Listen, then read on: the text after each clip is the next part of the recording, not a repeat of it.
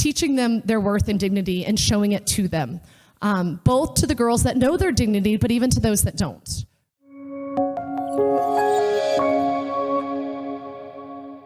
Very similar topic. My name is Josh. I'm the evangelization coordinator here at Wisdom.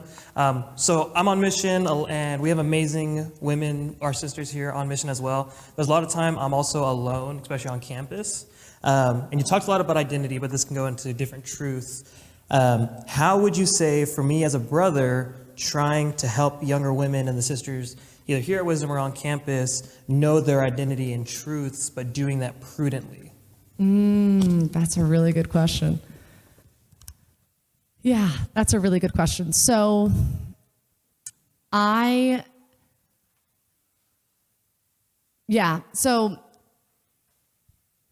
making sure she's plugged in with other women is huge, right? Making sure she has the support of her other sisters. But I also think like standing up for her. Like I remember when we were on mission in Ireland, Matt and I were part of Net Ministries in Ireland, and I remember on retreat, some guys started talking really bad about certain girls of us on the team and making comments and just really not okay. And one of the guys, kind of aggressively took the teen aside and put him in his place, and I was like, I feel really loved. Like, that was pretty awesome. He was probably a little more aggressive than he should have been with him, but it was like, oh yeah, I dare you to say something bad about me because look who's got my back. Like, I think standing up for them and saying like, it is not okay. And if you hear someone saying something to any girl, it doesn't have to be one of the mission girls, but any girl, if they're talking bad, like stand up, be a real man and be like, okay, listen, that's not cool. Like, that is not how we speak about women.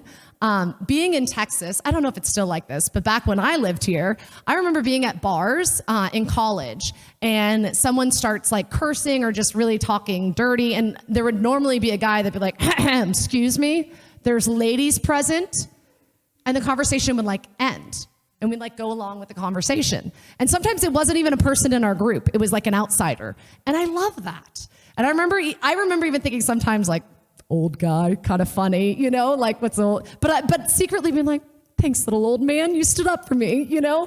But sometimes it would be the young guys, you know? It would be like, and sometimes it's like the bigger buff ones, and you're like, dude, that buff guy just put that skinny kid in his place because he was talking smack about the girls.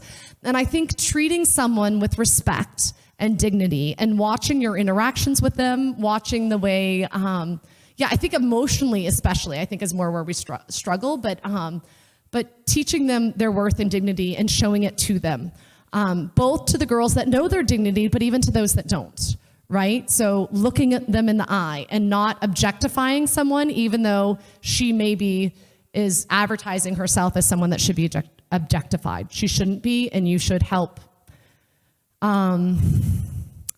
uphold her dignity, and also preventing slander, like especially like kind of locker room guy talk, like stand up for those girls. Like, you know what? Listen, I don't really want to hear what happened Friday night, and I think maybe you should raise your standards or just be a little more respectful to these girls. Don't participate in that, and don't be a, bystander in that either. But because it's knowing our worth and dignity, knowing for you men, knowing your worth and dignity, standing up for it. And so we try to teach this in our kids.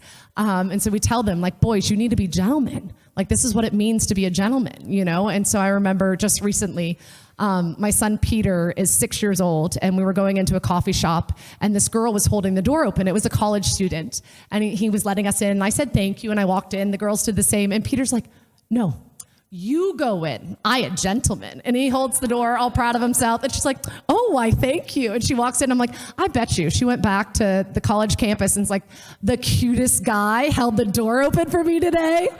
And then the next day, he punched his sister in the face, and we're talking about how gentlemen don't do that. So I was like, Peter, what does it mean to be a gentleman? He's like, opening doors for girls and not punching girls in the face.